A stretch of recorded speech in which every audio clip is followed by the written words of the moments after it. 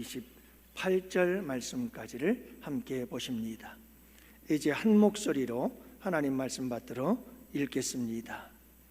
하나님이 참으로 이스라엘 중 마음이 정결한 자에게 선을 행하시나 나는 거의 넘어질 뻔하였고 나의 걸음이 미끄러질 뻔하였으니 이는 내가 악인의 형통함을 보고 오만한 자를 질투하였음이로다.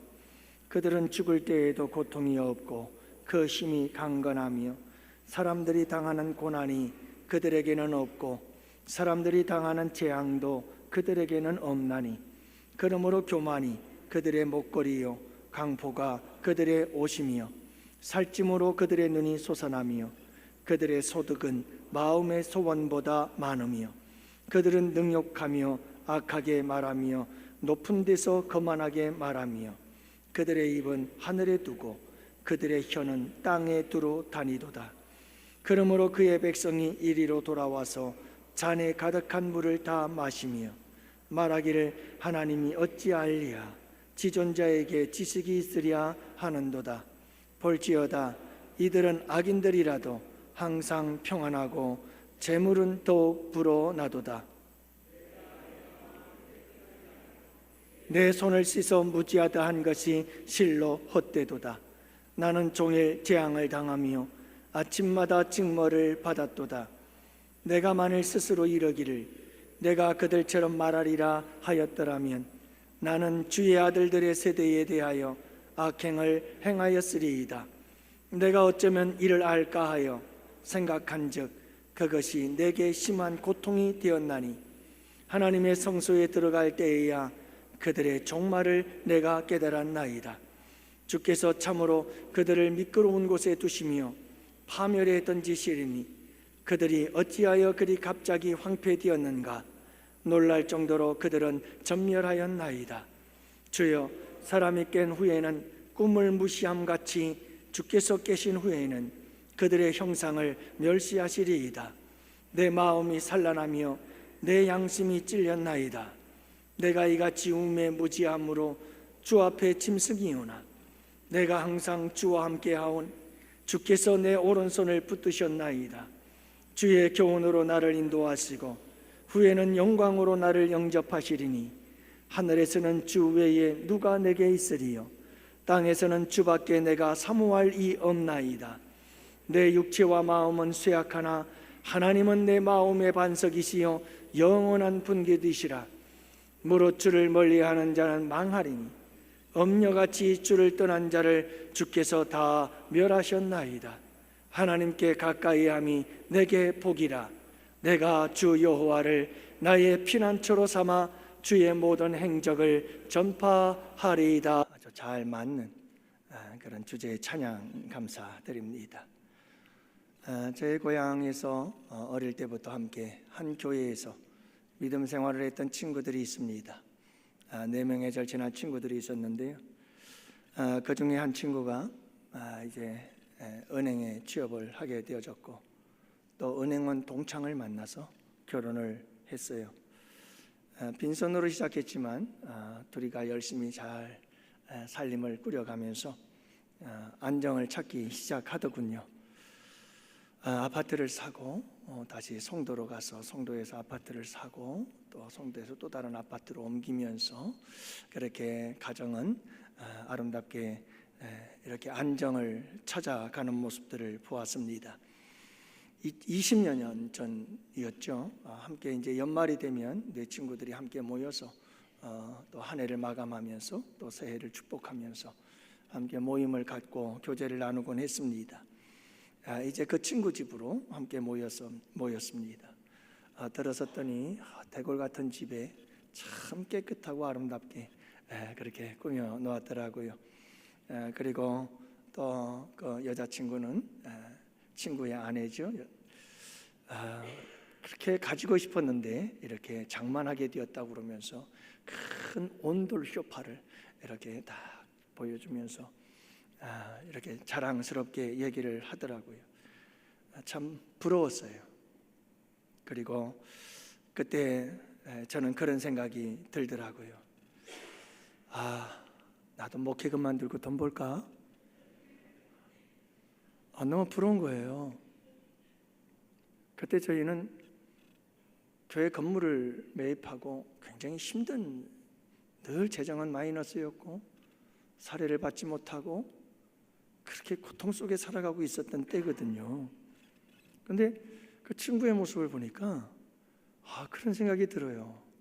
목회를 그만두고 돈 벌어야 되겠다. 이게 도대체 뭐지? 나는 이게 뭐냐 이게. 언제나 저렇게 안정을 좀 찾아갈 수 있을까? 내 인생에. 너무 비교가 되는 거죠. 그때 하마터면 넘어질 뻔했어요. 그때 나를 붙잡아줬던 말씀 중에 하나가 내 시작은 현재 고난은 장차 우리에게 나타날 영광과 좋게 비교할 수 없도다. 어릴 때 외웠던 그 말씀이 생각이 나서 그 말씀 붙잡고 다시 일어섰습니다마는 여러분, 우리가 이제 새해를 맞이하고 신년 셋째 주일인데요, 우리가 1월 한 달 동안은 계속해서 복 있는 삶이란 어떤 삶일까 함께 살펴보기를 원해요. 지난주에는 제사장의 축복 기도에 대해서 함께 우리가 말씀을 나누지 않았어요?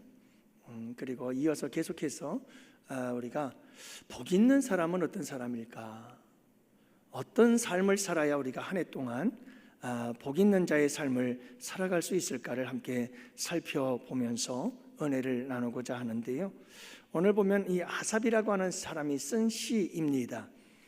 레위 사람인데 성전에서 봉사하는 사람들이죠. 특히 찬양에 대해서 모든 것을 관리하는 지도자 역할을 했던 사람입니다. 그래서 여러분, 이 아삽 그리고 헤만 그리고 고라 그리고 여두둔이라고 하는 이 지파들은 다 성전에서 예배 제사할 때 찬양을 담당했던 사람들입니다. 그 중에 한 사람이 아삽이라고 하는 이런 사람인데, 이 아삽은 12편의 시편을 기록하고 있는 것을 보게 되어집니다. 그는 이렇게 고백을 하지요. 오늘 말씀해 보면 끝부분에 가서 마지막에 그는 이렇게 결론을 노래합니다. 하나님께 가까이함이 내게 복이라. 이런 고백을 해요. 여러분, 하나님께 가까이함이 복이다. 도대체 이 아삽이라고 하는 사람은 그의 삶 속에서 어떤 일들이 있었기에 이런 고백을 하는 걸까? 그의 삶의 경험을 통한 하나님을 향해 아름다운 노래를 부르고 있는데, 여러분, 우리가 함께 그가 경험했던 그의 인생 이야기를 함께 살펴보면서 잠시 은혜를 나누도록 하고, 그리고 이어서 수료식을 가지도록 하겠습니다. 자, 먼저 여러분, 이 아삽 시인은 위기가 찾아오게 되어지는데, 그의 위기는 뭐냐 하면 넘어질 뻔했다는 겁니다.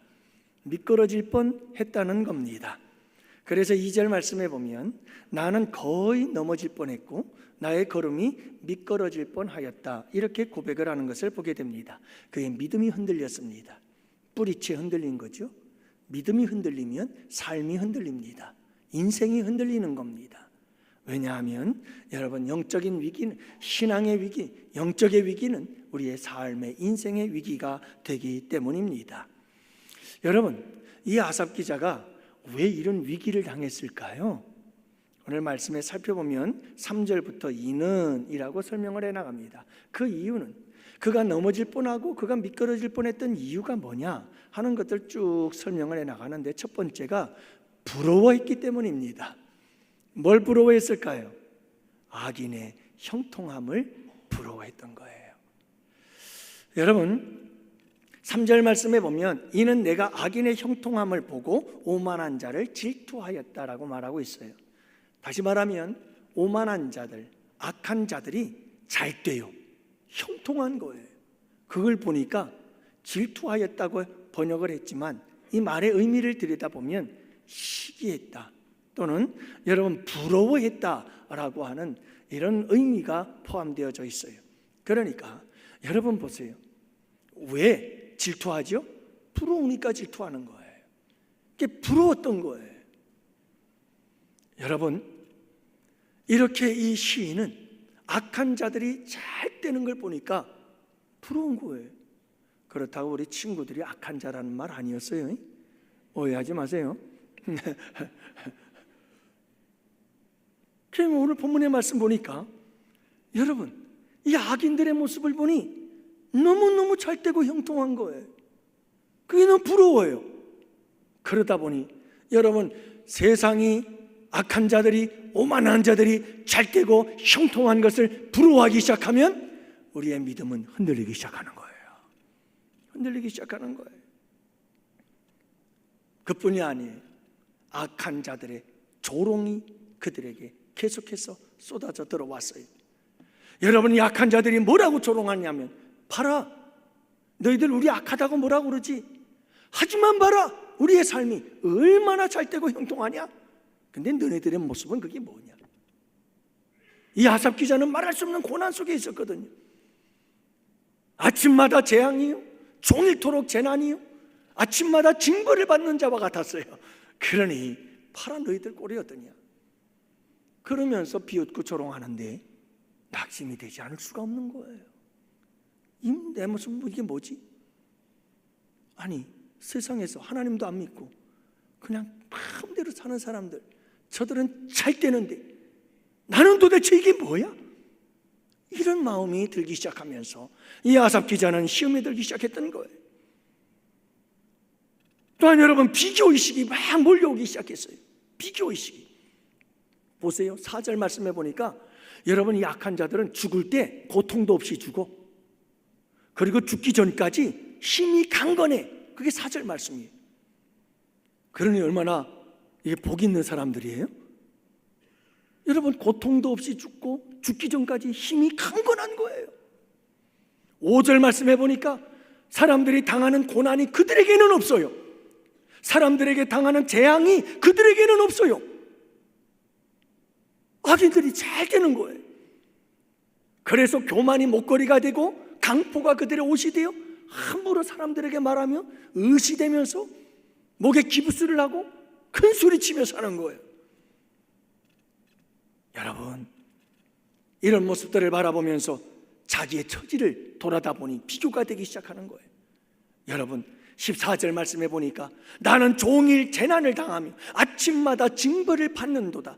여러분, 종일토록 재난을 당하는 거예요. 매일 아침마다 일어나면 그냥 징벌을 받은 자와 같이 그렇게 고통 속에, 고난 속에 살아가는 자신의 모습을 보니까 이게 도대체 뭐지? 그래서 13절에 그는 이렇게 노래를 하고 고백해요. 내가 내 마음을 깨끗이 하며 내 손을 깨끗이 씻어 무지하다 한들 무엇하겠느냐? 이거 다 헛된 일이다. 다 쓸데없는 일이다. 의인의 고난, 악인의 형통, 도대체 이게 어디에서 어떻게 이런 일이 있을 수 있느냐 이 말이에요.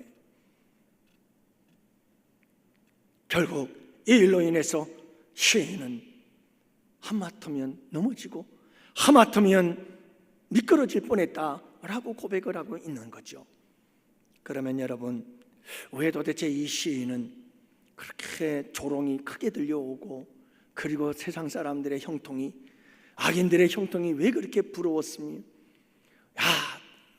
나는 이제 이런 고난, 의인의 고난, 악인의 형통 이 속에서 어쩔 줄 몰라 하며 다 헛된 거야 이런 고백을 하게 된 이유가 뭐냐 하면, 여러분, 이 시인은 하나님과 멀어져 있었어요. 그는 지금 성소를 떠나 있어요. 공간적으로 멀어져 있었어요. 여러분, 공간적으로 하나님께 가까이 갈 수 있기를 바라고, 공간적으로도 하나님을 가까이 하고 멀어지지 않기를 원합니다. 중요합니다. 그러나 더 중요한 거리가 있습니다. 영적 거리입니다.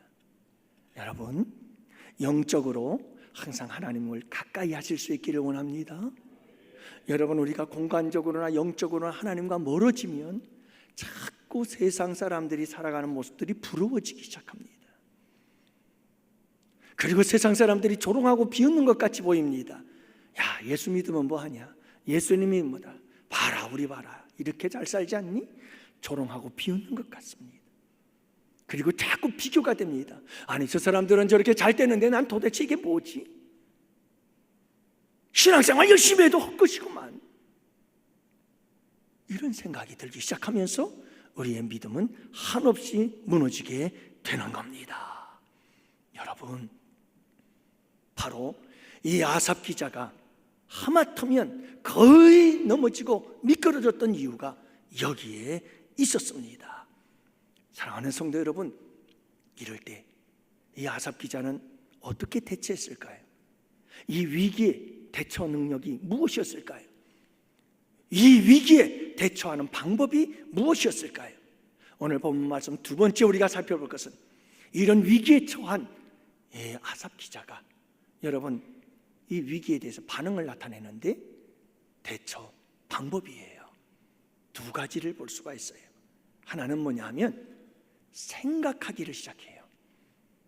그래서 여러분 16절 말씀해 보면 내가 어쩌면 이를 알까 하여 생각한즉, 알고 싶었어요.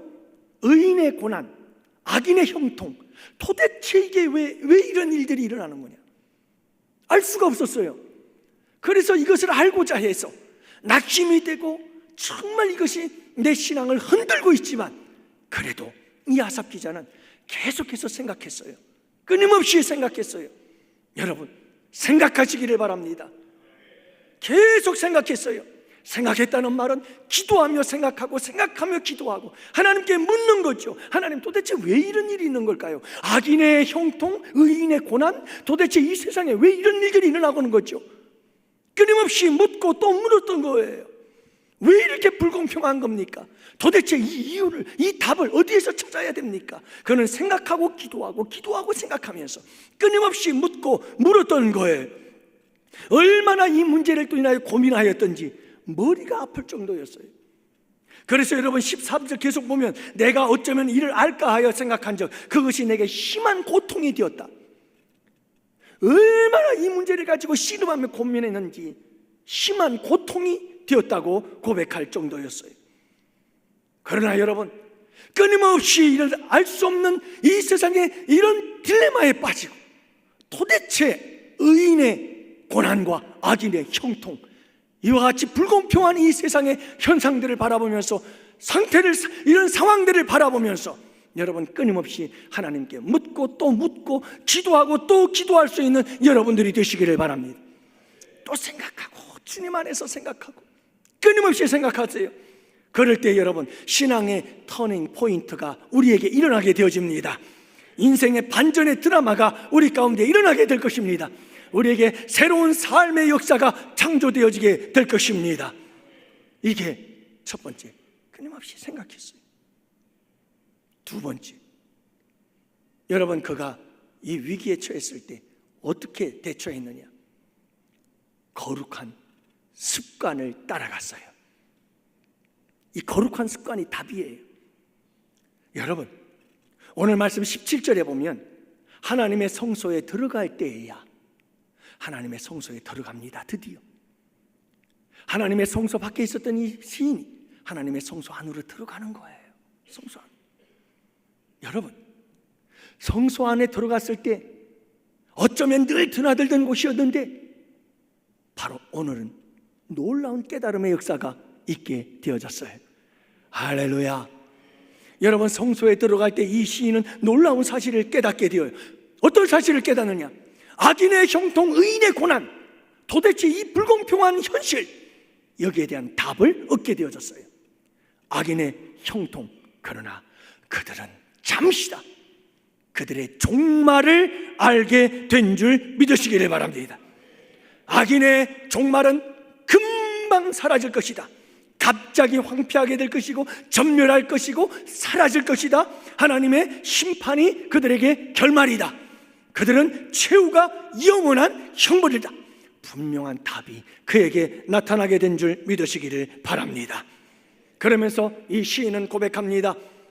악인의 형통 결국 일장춘몽이다.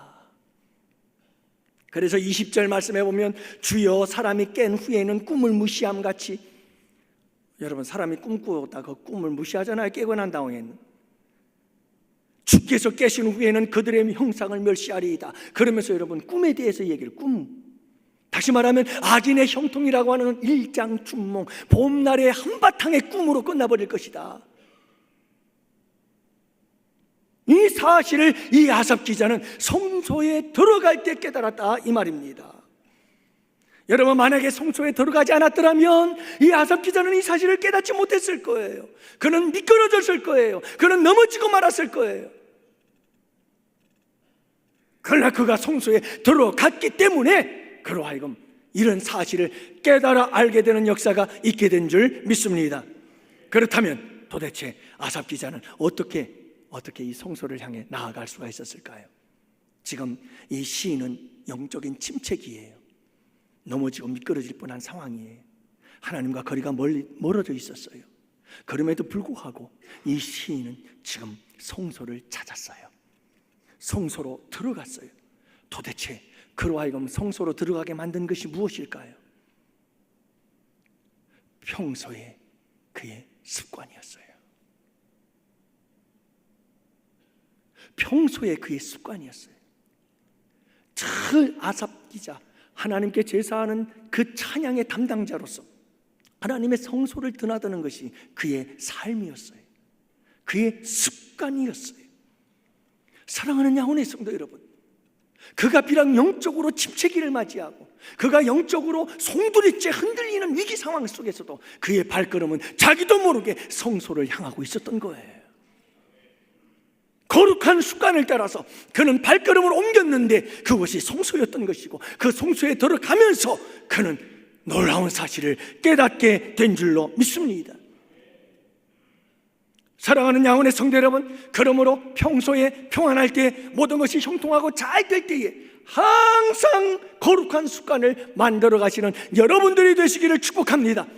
하나님을 가까이 하는 이 거룩한 습관을 만들어 가시는 여러분들이 되시기를 바랍니다.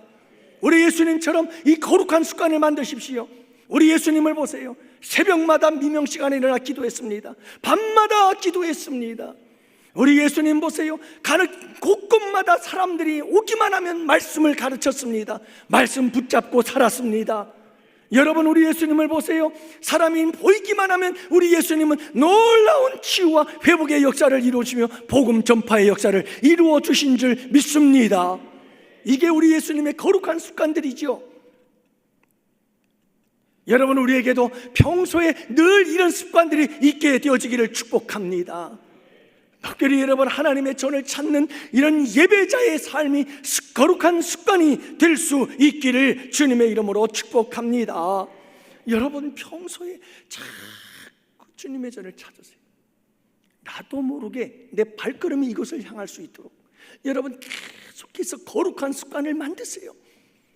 기도의 자리를 찾는 거룩한 습관, 예배 자리를 찾는 거룩한 습관, 말씀 앞에 서는 거룩한 습관, 끊임없이 주님을 가까이 주님께로 나올 수 있는 거룩한 습관을 만들어 가실 수 있기를 축복합니다.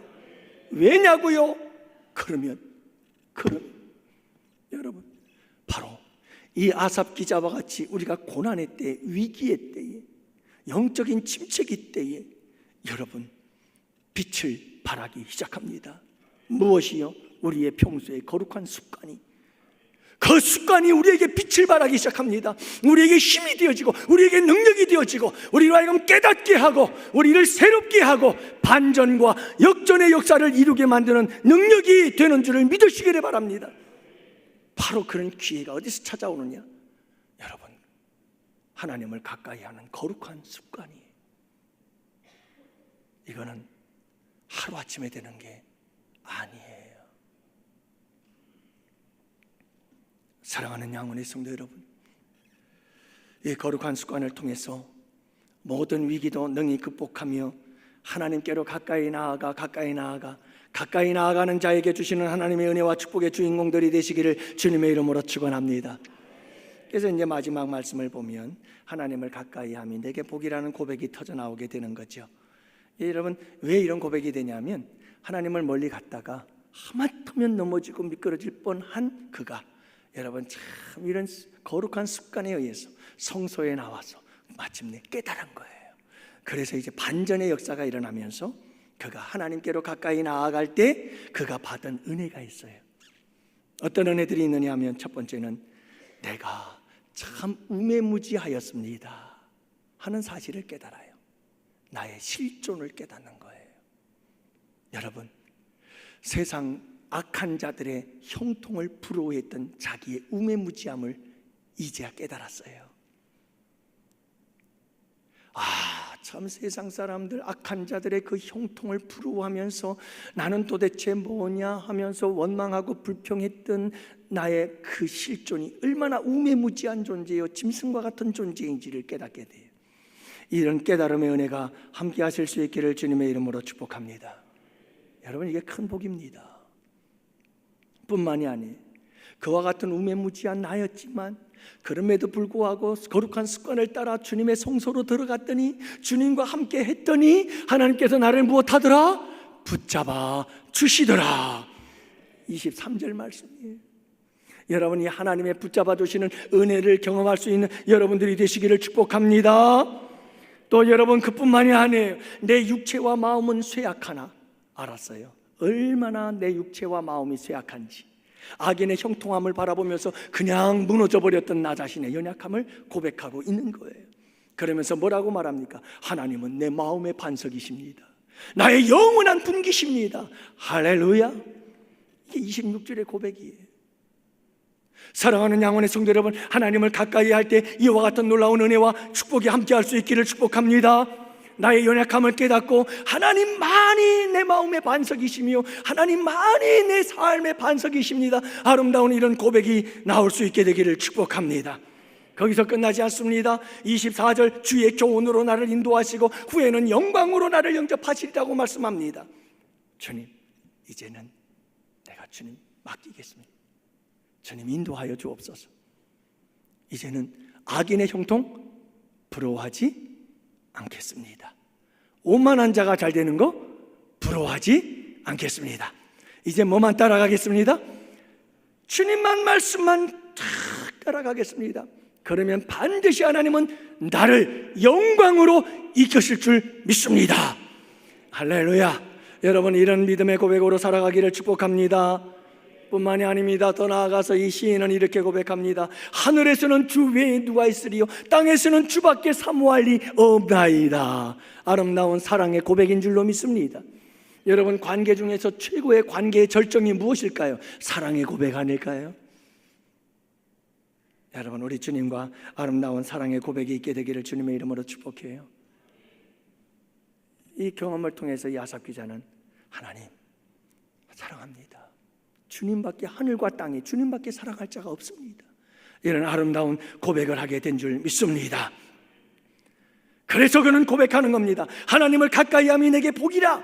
그러면서 먼저 그가 고백하기를 27절은 이렇게 말하죠. 따라합시다. 주를 멀리하는 자는 망하리니. 내가 경험해 봤어요. 아삽 기자가 경험한 거예요. 하나님을 멀리했더니 넘어질 뻔하고 미끄러질 뻔하고 믿음이 송두리째 흔들리고 큰일 날 뻔했어요. 왜죠? 하나님을 멀리했더니. 그 길은 영적으로 망하는 길이고 인생이 무너지는 길이에요. 여러분, 시인은 말합니다. 하나님께 가까이 함이 내게 복이라. 그리고 결론은 이 시인은 하나님, 나의 모든 것은 다 주님 것입니다. 다 주님께 올려 드립니다. 이 고백이 마지막 고백이에요. 아니, 목사님 그런 고백 없는데요? 없어요. 근데 여러분, 찾으면 나와요. 1절부터 16절까지를 보면 이 시인이 신명, 신에 대한 명칭을 어떻게 부르느냐 하면 1절부터 16절까지는 하나님, 엘로힘이라고 불러요. 그냥 일반적이고 보편적인 창조주 하나님을 부를 때 부르는 엘로힘, 하나님이라고 하는 명칭이었어요. 그런데 18절부터는 그 명칭이 바뀌어요. 주님, 아도나이로 바뀌어요. 아도나이로 바뀌어요. 성소에 들어가면서 여러분, 악인의 형통과 의인의 고난에 답을 찾자. 그는 이제 변화된 거예요. 하나님은 그냥 일반적이고 보편적으로 하나님이라고 부르시는 분이 아닌 이제 자신의 경험과 체험을 통해 그분은 모든 것의 주인이 된다는 사실을 깨닫고 그는 주님이라고 부르고 있는 거예요. 나를 온전히 다 내어드린다는 말이죠. 사랑하는 양원의 성도 여러분, 간절히 바라기는 2026년 이 새해 누가 복 있는 자일까? 누가 복 있는 자일까? 하나님을 가까이 하세요. 하나님을 가까이 함이 복입니다. 틀림없습니다. 여러분, 하나님을 가까이 하는 이 거룩한 습관을 계속 만들어 놓으세요. 위기의 때 빛을 발하게 될 겁니다. 놀라운 반전의 역사를, 역전의 역사를 만들어낼 겁니다. 그러므로 하나님을 가까이 하는 복된 한 해가 되어져서 가까이 하는 자의 하나님이 주시는 이 놀라운 축복을 고백하고 간증하며 찬송하며 살아가는 우리 양원의 성도들이 되시기를 주님의 이름으로 축복합니다. 아멘, 아멘, 아멘.